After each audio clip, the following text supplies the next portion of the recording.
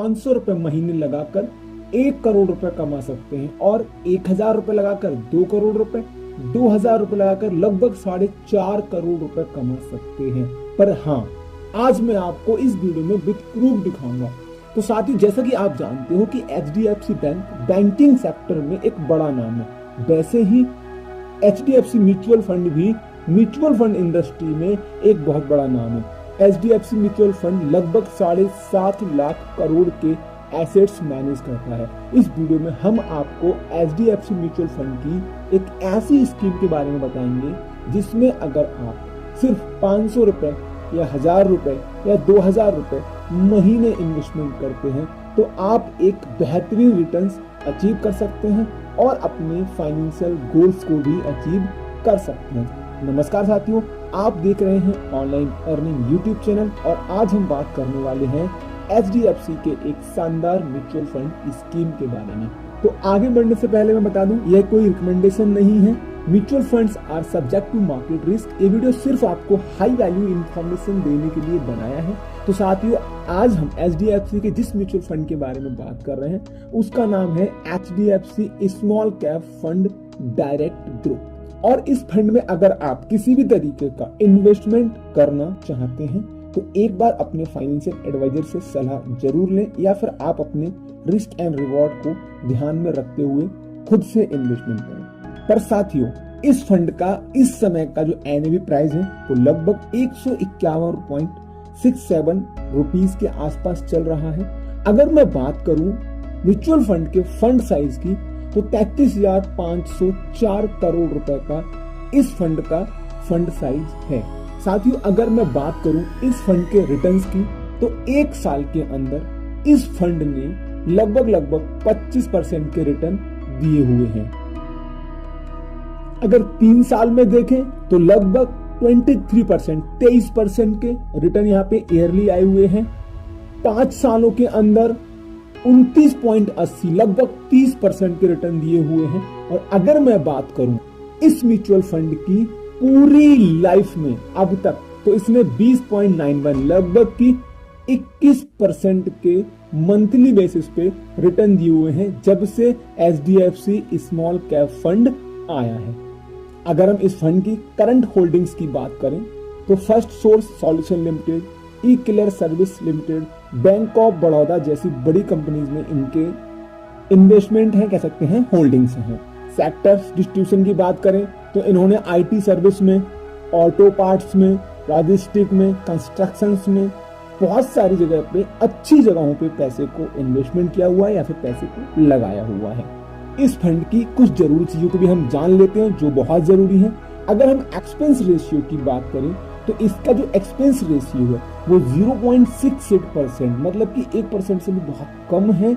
ये हमको fund managers के लिए एज अ खर्चे के तौर पे हमको ये देना होगा। अगर मैं बात करूं एग्जिट लोड की तो इस फंड का जो एग्जिट लोड है वो 1% है, यानी कि अगर आप 1 साल के अंदर अपने पैसे को निकालते हो तो वहां पे आपको 1% आपको चार्ज देना होगा। साथियों, अब हम बात करते हैं फंड मैनेजर्स के बारे में। तो यहाँ पे चिराग सर हैं जो इस फंड को मैनेज कर रहे हैं। इनके पास लगभग 16 साल का एक्सपीरियंस है और आप देख सकते हैं 6 म्यूचुअल फंड्स में इनके द्वारा होल्डिंग की जा रही है। इनके द्वारा 6 म्यूचुअल फंड्स को मैनेज किया जा रहा है।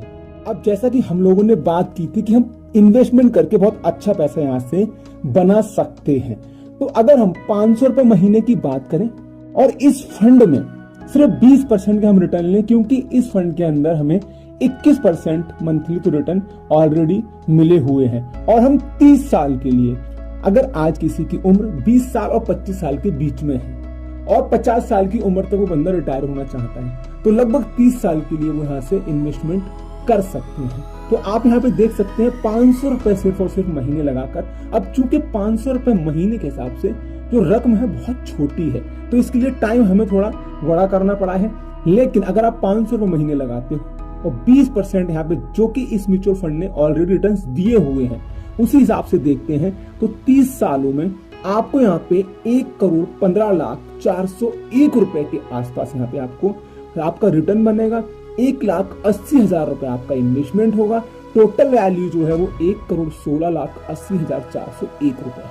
लेकिन अभी मैं आपको एक ऐसी चीज भी बताऊंगा जिससे कि अगर आपका टाइम थोड़ा कम हो जाए या फिर ये जो इंटरेस्ट रेट है ये हमेशा एक जैसा नहीं आएगा, तो उस चीज को आप कवर करने के लिए आप क्या कर सकते हैं वो मैं भी आपको बताऊंगा। लेकिन मैंने बात की थी 500 रुपए से 1 करोड़ का।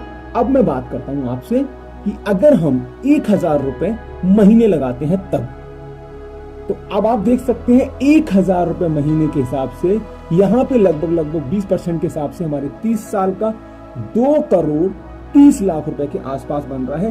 टोटल जो हमारा है वो 2 करोड़ 33 लाख 60 हजार है, क्योंकि इसमें 3 लाख 60 हजार का आपका इन्वेस्टमेंट हुआ है।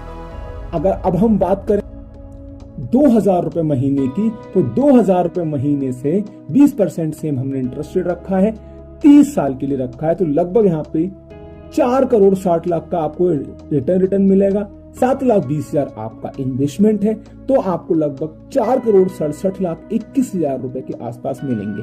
लेकिन मैं सिर्फ 4 करोड़ बोला हूं, उधर मैंने सिर्फ 2 करोड़ बोला था और वहां पे मैंने सिर्फ 1 करोड़ बोला था, क्योंकि ऊपर का हम टैक्सेस वगैरह काट सकते हैं। इसके अलावा अगर अब मैं आपसे बात करूं कि जो आपने पैसा कमाया इस पे टैक्स भी लगेंगे या फिर जो आपको 20% के रिटर्न थे वो कभी कम भी मिलेंगे, तो उस केस में आप हर साल अपनी SIP को, चाहे आप वो 500 की करें, चाहे आप वो 1000 की करें, चाहे आप वो 2000 की करें, उस SIP को 10% के हिसाब से आप हर साल इंक्रीज करते रहें, जिससे कि अगर कभी रिटर्न कम मिले तो, और महंगाई का रेशियो और टैक्सेस, आपके सारे जो अदर खर्चे हैं वो कवर हो जाएंगे।